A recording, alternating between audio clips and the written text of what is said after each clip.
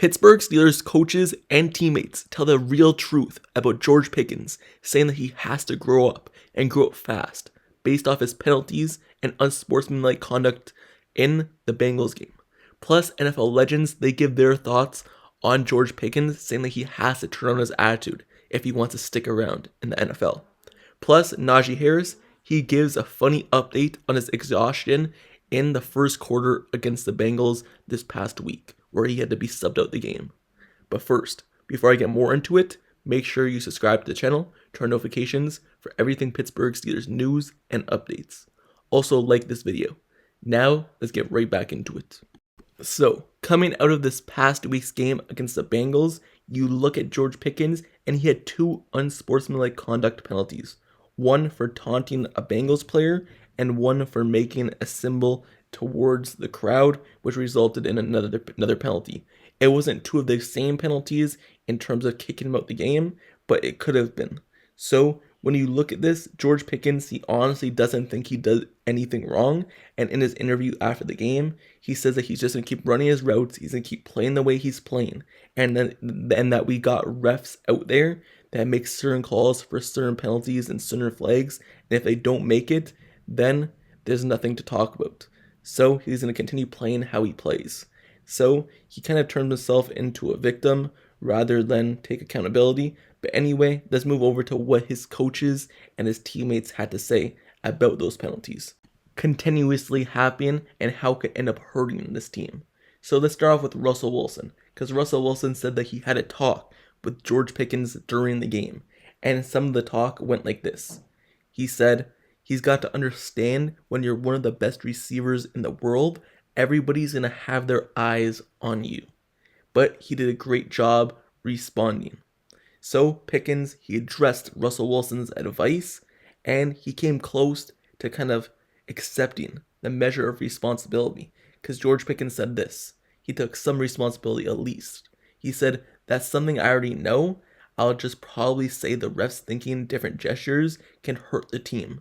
But like I said, I never want to hurt the team and you never want to get penalties. So that's his response to Russell Wilson's advice and basically saying, hey, I made a gesture. It was really just to signal a first down, but it could hurt this team if the refs interpret it as something else, in which they obviously did, and it did hurt the team with a 15-yard penalty and could have kicked them out the game if it was took as a different unsportsmanlike conduct penalty. So Mike Tomlin, however, he responded in a different way. He responded by saying he's got a target on his back because he's George. He understands that, but he has to grow up, and he has to grow up in a hurry. So Mike Tomlin is right here. Just like Russell Wilson, George Pickens, big-time playmaker, big-time receiver. Everyone's going to have his eyes on him. He's going to score touchdowns. He's going to make huge catches, so everyone's going to be focused on him. And just like Russell Wilson, Mike Tomlin say, all eyes are on him. He's got a target on his back now because he keeps getting these penalties. So now the refs are going to be looking out even more. What is George Pickens doing? Is George Pickens going to be taunting a Bengals player?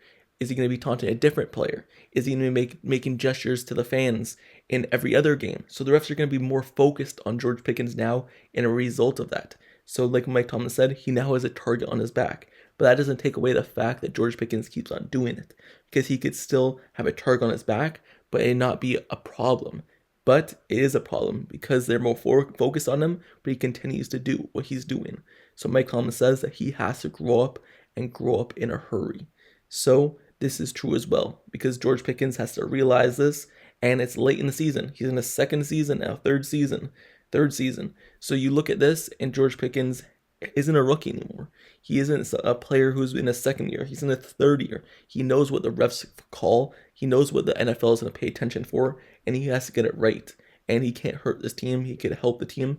What's good at making a 30-yard catch if 15 yards comes back in penalties? Or what's good at making a 13-yard first down catch if you're set back with a 15-yard penalty? So you just have to be more focused and not do it.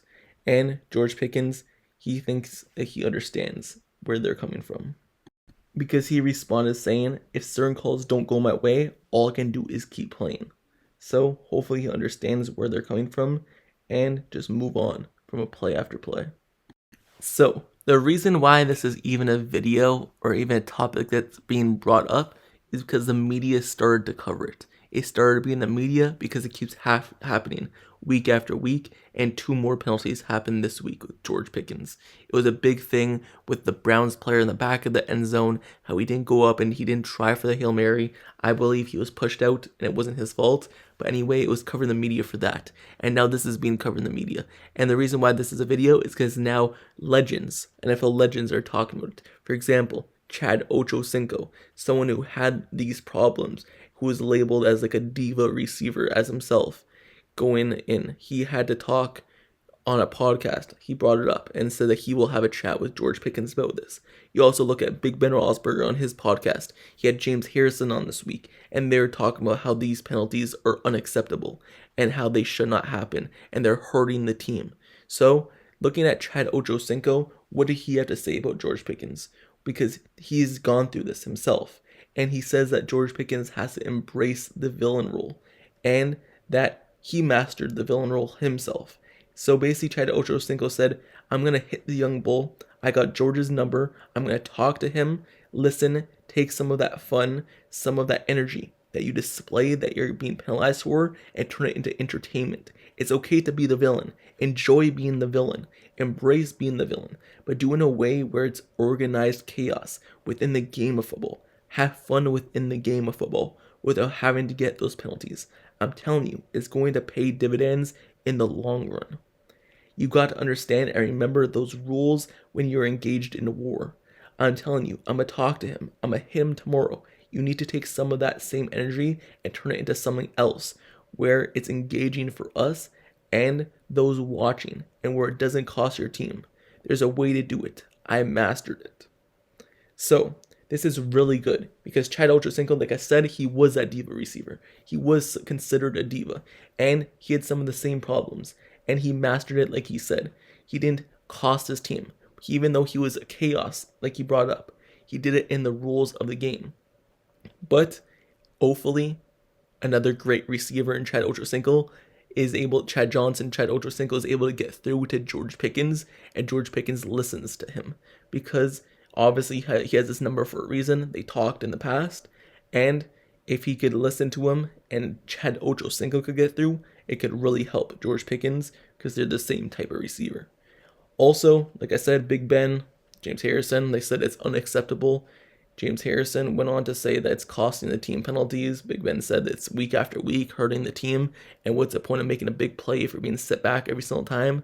So these legends are talking about it. Hopefully George listens and it is able to turn around and not happen in the future, because the Steelers are in a good position right now, top of the AFC in terms of the AFC North and with 3rd place in the AFC Conference, and they have a chance to make a deep run.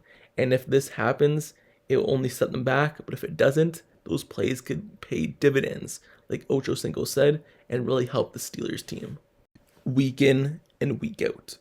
So, enough on this topic. No more talking about George Pickens and this.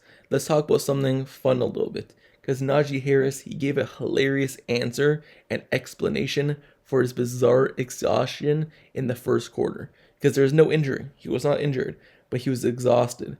You see him, and he said the reason for this is because of Thanksgiving.